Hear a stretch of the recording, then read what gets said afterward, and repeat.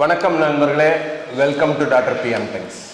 நண்பர்களே, இந்த பதிவில் நாம் அடிப்போசைட்லேருந்து சுரக்கிற லெப்டின் என்ற வேதிப்பொருளை பற்றி முக்கியமாக பார்ப்போம்.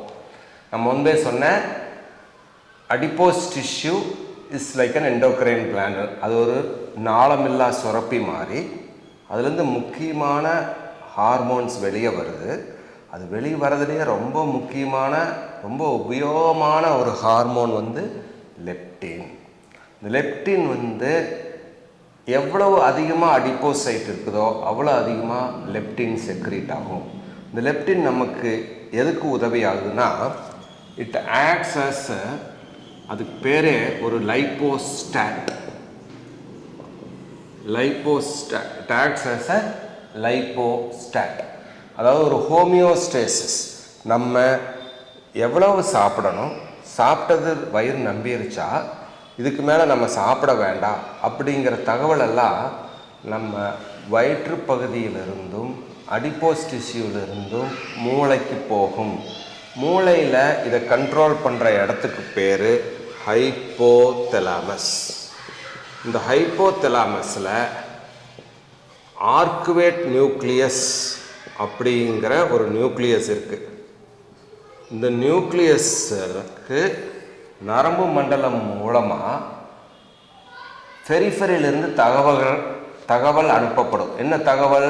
நம்ம தேவையான அளவு சாப்பிட்டுட்டோமா, இல்லை உன்னி நம்ம சாப்பிடணுமா, நம்மளுக்கு பசிக்குதா, உணவு உட்கொள்ள வேண்டுமா, இல்லை உணவு சாப்பிட்றத நிறுத்தணுமா அப்படிங்கிற தகவல் பரிமாற்றங்கள்லாம் எங்கேருந்து போகுது?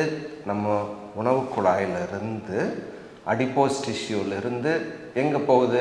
ஹைப்போதலாமஸ்க்கு போகுது. அப்போ நம்ம மூளை நமக்கு கமாண்ட் கொடுக்கும், பசிக்குது சாப்பிடு, பசிச்சது சாப்பிட்டது போதும் நிறுத்து அப்படின்னு சொல்கிறது தான் இந்த ஆர்குவேட் நியூக்ளியஸ் ஆஃப் ஹைப்போதலாமஸ். அதுக்கு பேர் செட்டைட்டி சென்டர்னு சொல்லுவாங்க. நிறைவுத்தன்மை அடைந்ததுக்கப்புறம் செய்கிறதுக்கு பேர் செட்டைட்டி. வயிறு நிறைஞ்சிருச்சுன்னு சொல்கிறாங்க இல்லையா, அதுக்கு பேர். ஸோ இந்த லெப்டின் என்ன பண்ணுதுன்னா, இந்த லெப்டின் இஸ் செக்ரீட்டட் ஃப்ரம் அடிப்போசைட்ஸ். இந்த லெப்டின் மெயினாக ஆர்குவேட் நியூக்ளியஸ்க்கு போய் இட் ஸ்டாப்ஸ் இன்டேக். ஸோ இது வந்து நம்ம உடல் பருமன் ஆவதை தடுப்பதற்கு மிக மிக உதவியாக இருக்குது. இது இல்லாமல் நம்ம சாப்பிட்டது போதுன்னு சொல்கிறதுக்கு இன்னும் 2 ஹார்மோன் இருக்குது. உணவு செரிமானமான உணவு குடல் பகுதிக்கு வரும்போது, சிறுகுடலுக்கு வரும்போது நியூரோபெப்டைட் ஒய் அப்படின்னு ஒரு ஹார்மோன் ரிலீஸ் ஆகுது. அப்புறம் அது கீழே வர சிறுகுடலுக்கு வர கோலிசிஸ்டோகைனின் CCK அப்படிங்கிற ஹார்மோன் ரிலீஸ் ஆகுது. அப்புறம் GLP-1 குளுக்ககன் லைக் பெப்டைட் அப்படிங்கிற ஒரு ஹார்மோன் ரிலீஸ் ஆகுது. ஸோ இந்த 3 ஹார்மோனும் சிறுகுடல் பகுதியில் ரிலீஸ் ஆகுது.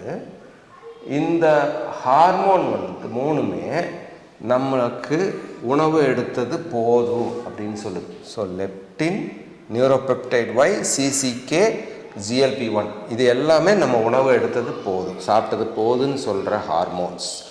லெப்டின் வந்து அடிப்போசைட்லேருந்து வருது. இது நியூரோபெப்டைட், CCK, GLP-1 வந்து சிறுகுடல் பகுதியிலிருந்து வருது. அது இல்லாமல் இந்த GLP-1 என்ன பண்ணுன்னா, இது போய் பேன்க்ரியாஸை ஸ்டிமுலேட் பண்ணி அதிலிருந்து இன்சுலின் ரிலீஸ் பண்ணுது. இந்த இன்சுலின் நம்ம செரிமானமான உள்ள உணவுலேருந்து குளுக்கோஸை கட்டுப்படுத்த மிகவும் உதவியாக இருக்கு. ஸோ இது ஒரு விதமான குரூப் ஆஃப் ஹார்மோன்ஸ் பசியை கட்டுப்படுத்துறது. அடுத்த குரூப் ஆஃப் ஹார்மோன் பசியை உண்டு பண்ணுறது. இந்த பசியை உண்டு பண்ணுற ஹார்மோன் வந்து கிரகலின் அப்படிங்கிற ஹார்மோன். இது வந்து ஸ்டொமக்கில் பெரைட்டல் செல், ஆக்சென்டிக் செல்ஸில் இருந்து வருது. இந்த கிரகலின்கிற ஹார்மோன் நம்மளுக்கு உணவு வயிறு காலியாக இருக்கும்போது உணவு தேவைன்னா அந்த கிரகலின் ரிலீஸ் ஆகி இதுவும் ஹைப்போதலாமஸில் போய் நம்மளுக்கு பசியை ஏற்படுத்துகிறது, நாம் சாப்பிட தூண்டுது. லெப்டின் நியூரோபெப்டைட் பை சிசிகே GLP-1 சாப்பிட்டது போதுன்னு சொல்லுது, கிரகலின் நம்ம சாப்பிடணும்னு சொல்லுது. இது எல்லாத்தையும் கோஆர்டினேட் பண்ணுறது ஹைப்போதலாமஸ், பேஸ் ஆஃப் தி பிரெயினில் இருக்கிற ஒரு முக்கியமான நரம்பு மண்டல பகுதி ஹைப்போதலாமஸ். அங்கே இருக்கிற ஆர்குவேட் நியூக்ளியஸ் இது எல்லாத்தையும் கோஆர்டினேட் பண்ணுது. அது இல்லாமல் இந்த GLP-1 என்ன பண்ணுது, இன்னொரு மடங்கு அது போய் endocrine islets of Langerhans endocrine part of பேன்க்ரியாஸில் ஆக்ட் ஆகி இன்சுலினை ரிலீஸ் பண்ணுது. இந்த இன்சுலின் என்ன ஆகுது, நம்ம சாப்பிட்டு செரிமானம் ஆகி அப்சார்ப் ஆகிற குளுக்கோஸை இந்த இன்சுலின் டேக் கேர் பண்ணிக்குது. ஸோ இது எல்லாம் சேர்ந்து ஒரு சைக்கிள் மாதிரி நம்ம உணவு எப்போ சாப்பிடணும், எவ்வளவு சாப்பிடணும், சாப்பிட்டது போதுமா, சாப்பிட்டதுக்கப்புறம் அப்சார்ப் ஆகிற குளுக்கோஸை சரிவர பயன்படுத்துறது, இது எல்லாமே ஒரு கோஆர்டினேட்டட் ஃபங்க்ஷனாக நடக்குது. அதுக்கு பேர் தான் ஹோமியோஸ்டேசிஸ். அந்த ஹோமியோஸ்டேசிஸ் டிஸ்டர்ப் ஆகும்போது தான் நம்மளுக்கு ஒபேசிட்டி அல்லது உடல் பருமன் வருது. வணக்கம், நன்றி நண்பர்கள்.